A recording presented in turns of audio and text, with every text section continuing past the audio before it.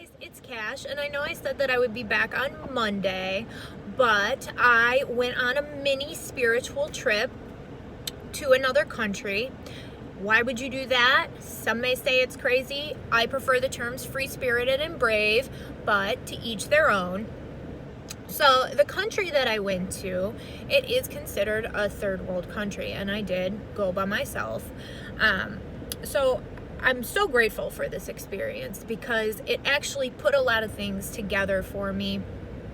I had a great spiritual experience there. I would definitely do it again.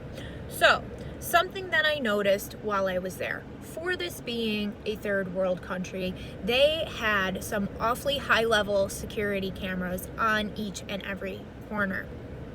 So, I was supposed to stay at this one place originally, and then they moved me across the street to stay at another hostel. You know, the man that owned it or ran it or whatever, he did speak good English, so maybe for communication purposes, but also there was a security camera in the direction of the hostel. So had I not experienced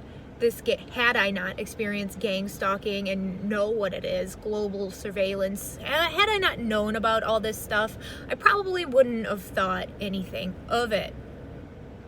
But the fact that I do know about all this stuff, that's one of the first things that I noticed is the security cameras, basically on every corner.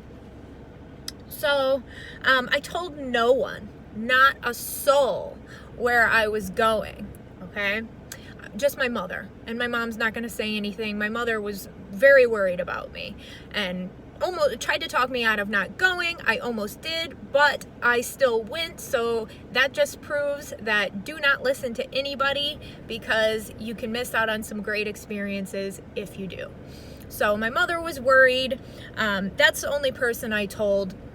She's not going to say anything. How did they know that I was there? Well, so as I've said before, in a past relationship, my emails were compromised when we went to court. So that has happened. So I obviously have some hackers. I've changed my email password 5 or 6 times. These people are obsessed with me. They love me. I don't know what to tell you. So that's one thing. They look through my email. Wi-Fi in this country. There is little to none in this country. But I always had one phone on me at all times just to try to navigate around. No service, no location services, nothing like that. So with no phone reception, no location services, nothing like that, how is this gang stalking? Because it's pretty much textbook. They must pass out like a world gang stalking manual, because the same street theater things that I see in Miami were being played out in this country.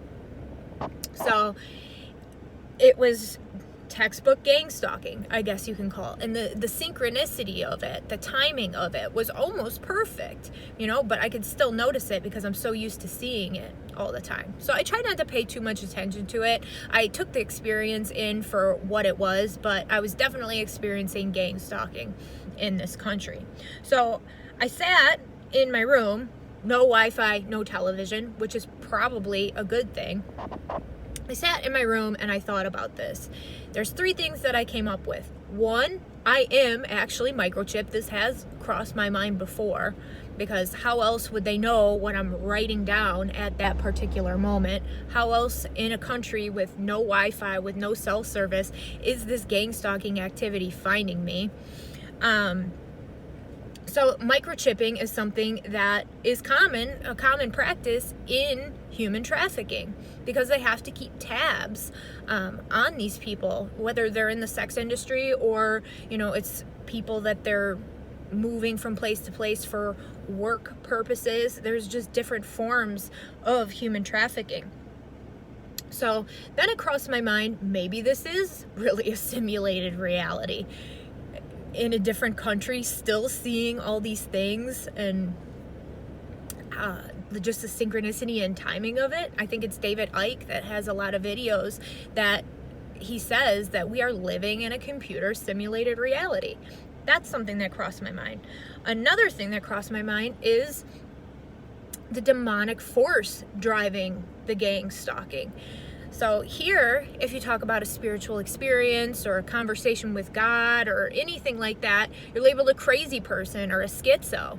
In other parts of the world, I have a video on this, I'll link it down below, they're open to that. They freely talk about it. Your spirit. You know, I heard that so many times while I was walking or talking with people. They're very spiritual people in this country. So they do believe in that spiritual possession. Well, in a country believing in spiritual possession, not all spirits are good spirits.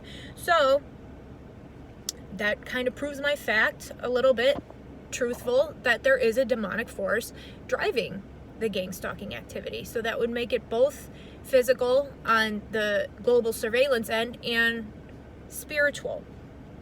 So there's that. And then there's a lot of things that happened while I was there, as far as directed conversation, just different things that happened. I sat down at a restaurant, and this guy from New York, of all places, and he was just, his story was just something that should have potentially been triggering for me. And get deeper in the conversation, come to find out he's an actor.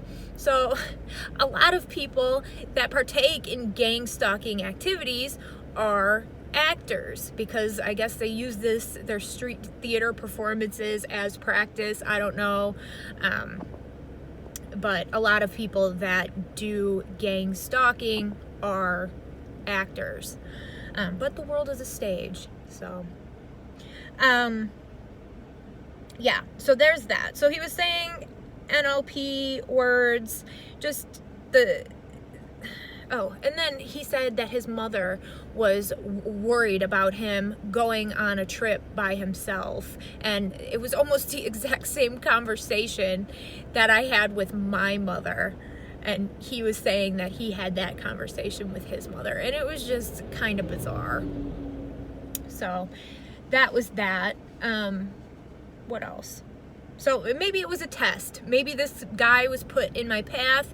It was a test to see if I would go out with this guy and do the Tina Turn-Up, or if I would go back to my hostel and just take in the experience and wake up early like I wanted to and go to the cathedral, which I did. I did the latter. I meditated in my room, which probably opened up the pathways for my cathedral experience. So I'm not going to get too deep into that. But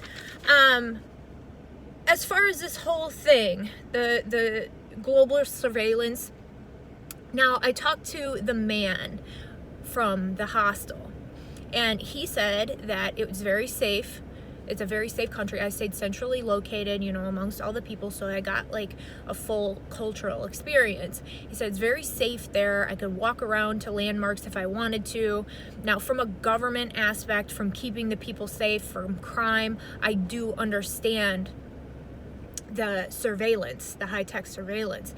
But then on the other hand, who else would this benefit but human traffickers, a global surveillance system, people that have people microchipped for different reasons, you know, maybe sex trade, or workers that they're trafficking in between countries, because there are different various forms of human trafficking. So they have to have some way to keep tabs on all these people, and what better way than a global security system? And that's what a lot of people are not realizing, is that it's being pushed off as, oh, security, and you know, you're never gonna have to worry, less crime, this and that, which yes, on one hand that is true, but it's completely violating our privacy.